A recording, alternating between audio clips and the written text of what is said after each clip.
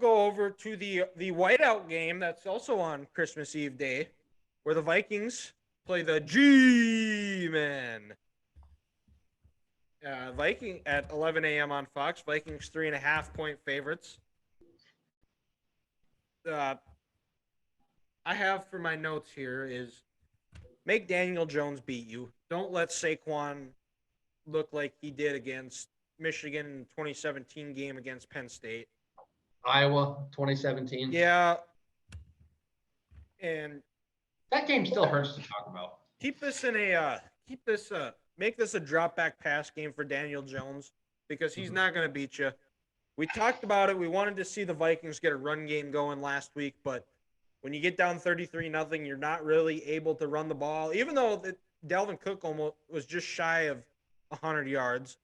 But you want to see it under different circumstances and get that run game going from the start, from that opening drive. See if they can get a fast start, which they've been really good at for most of the year, except last week. Yeah. I just want to see him play like the second half, a full game. I feel like I've been saying that for like a month now. So okay, so Ethan, I did this with Grant last week. What are 3 goals you want for the Vikings? Oh boy. Well, their passing defense is terrible, so I'll say 320 for Kirk. 320 yards for Kirk. Defense gives up less than 250 passing. Can't let Daniel Jones pass for that much. Let Danny Dimes do that too. And I'll say 2+ turnovers. Get the ball back, score, get Saquon out of the game. Yeah. Okay, so. And then I'll add this. Don Martindale loves to bring the pressure. If the Vikings can block that pressure up front, you're going to have a lot of Justin Jefferson with one-on-one matchups against a bad secondary. You even hit those quick screens like they did with Dalvin at the end. And look what Philadelphia did against this Giants team 2 weeks ago. Yeah. A.J. Brown and Devontae Smith went off. So if they can keep Kirk upright and get this blitz protection down, like you said, that 320 should be pretty easy for old Kirky boy.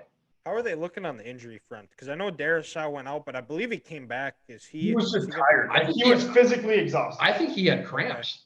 Yeah, he had cramps. Peterson had cramps. Honestly, I don't even think Darius Shaw had cramps. I just think he was that dead from not playing for 3 weeks. Like, he was physically dead. And with how fast you're going in the second half when you're down by 30 points, your body's just not used to that. So Speaking of which, did you see how fast Cleveland was moving on that screen that Dalvin scored on? Yeah. Oh, my goodness. That just shows you how good of athletes even offensive linemen are. When you're able to move that far downfield and keep going, that was impressive. Yeah. But I don't think there's really any other big injuries. No one got hurt this week, as I can remember. No, and the injury bug was looking pretty good. Everyone I've heard should be able to practice. I don't think it'll be a big issue. Yeah. Maybe covers up the ice's arm, but 54 throws is a decent amount. Hey, you just cut the workload down this way. Keep on a pitch count. Yeah, for sure. And they're wearing the all white uniforms. I thought that video, I thought there was going to be it showed him with the purple helmet. I thought at the end it was going to be Kirk putting on a white Viking helmet with his chains on. That would have been cool. That would have been awesome. Missed opportunity. They did. They'll get it next time. The Vikings PR team, they'll get it right next time. There was snow falling in the game I went to against the Cardinals when Jared Allen was having his Hall of Fame induction, or when they were blowing the Geller horn right before he was about to blow the Geller horn. They started having fake snow fall from the rafters. Yeah, they did that when we were there for the Patriots too. Yeah, that's an every game occurrence there. It's pretty. Oh, is it really? That must be new then. They must have just started that because I know. I think it was last year. Okay, that makes sense. Yeah, it's pretty cool. But yeah, that's all we got for the Giants Vikings. I mean, make Danny Dimes beat you because the Giants didn't look that impressive last night.